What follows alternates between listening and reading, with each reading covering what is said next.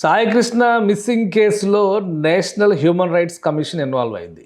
ఆ ఆరోపణలన్నీ గనక నిజమైతే అదొక దారుణమైన ఉల్లంఘన కింద వస్తుందని చెప్పని సీరియస్ వార్నింగ్ ఇచ్చింది. ఇమ్మీడియట్‌గా దీనిపైన నివేదిక ఇవ్వాల్సిందిగా విజయవాడ సీపీకి నోటీసులు కూడా జారీ చేసింది.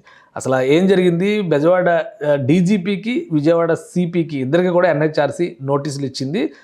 సాయికృష్ణ మృతిపై సమగ్ర నివేదిక సమర్పించాలని జాతీయ మానవ హక్కుల సంఘం ఆదేశించింది. ఈ మేరకు డీజీపీ విజయవాడ నగర పోలీస్ కమిషనర్కి నోటీసులు జారీ చేసింది. వారం రోజుల్లోగా చర్యల నివేదిక సమర్పించాలని ఆదేశించింది. అంటే ఇప్పటివరకు ఏం చర్యలు తీసుకున్నారనేది ఆదేశించింది. అలానే ఇతని ఇన్వాల్వ్మెంట్, ముఖ్యంగా ఒక సిఐ ఇన్వాల్వ్మెంట్ పైన చాలా సీరియస్ అవుతుంది. ఈ నేరాన్ని దాచేందుకు కొందరు పోలీసు అధికారులు మృతదేహాన్ని ద్విచక్ర వాహనం పైన శ్మశానానికి తీసుకెళ్లి కాల్చి అవశేషాలను నదిలో కలిపినట్లు ఫిర్యాదులో పేర్కొన్నారు.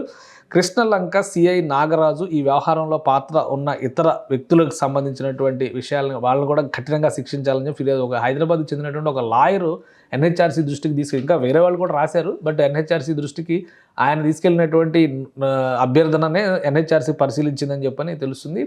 పోలీస్ స్టేషన్లో సీసీటీవీ ఫుటేజ్ని మాయం చేయడం పైన కూడా ఎన్హెచ్ఆర్సీ చాలా సీరియస్ అయింది. కాబట్టి దీనిపైన ఎట్టి పరిస్థితుల్లో జ్యుడిషియల్ కస్టడీకి తీసుకునేటువంటి పరిస్థితులు ఉంటాయి కనుక ప్రధాన నిందితుడైనటువంటి నాగరాజుని సస్పెండ్ చేసి ఇక్కడ జరుగుతున్నటువంటి విచారణకు సంబంధించినటువంటి అంశాలు కూడా చాలా సీరియస్గా ఎన్హెచ్ఆర్సీ దృష్టికి వెళ్ళినాయి. మరొకటి ఏంటంటే సాయికృష్ణ తల్లికి సిఐ ఇచ్చినటువంటి వార్నింగ్, నీ కొడుక్కి దండ కొనుక్కో, ఫోటోకి దండ వేసుకో అని చెప్పని అన్నటువంటి వార్నింగ్ కూడా ఎన్హెచ్ఆర్సీ చాలా సీరియస్గా కన్సిడర్ చేసింది. సో వారం రోజుల్లో ఈ నివేదిక ఏ విధంగా ఆంధ్రప్రదేశ్ పోలీసులు ఇవ్వబోతున్నారు, ఇచ్చిన తర్వాత ఎన్హెచ్ఆర్సీ రియాక్షన్ ఎలా ఉండబోతుంది, ఆల్రెడీ సిట్ అరెస్ట్ చేసింది, మిగతా వారికి సంబంధించినటువంటి అన్వేషణ కూడా కొనసాగిస్తుంది. కాబట్టి సంతృప్తి చెందుతుందా చర్యలకు సంబంధించి, లేదా ఎన్హెచ్ఆర్సీ నేరుగా ఇన్వాల్వ్ అవుతుందా అనేది చూడాలి.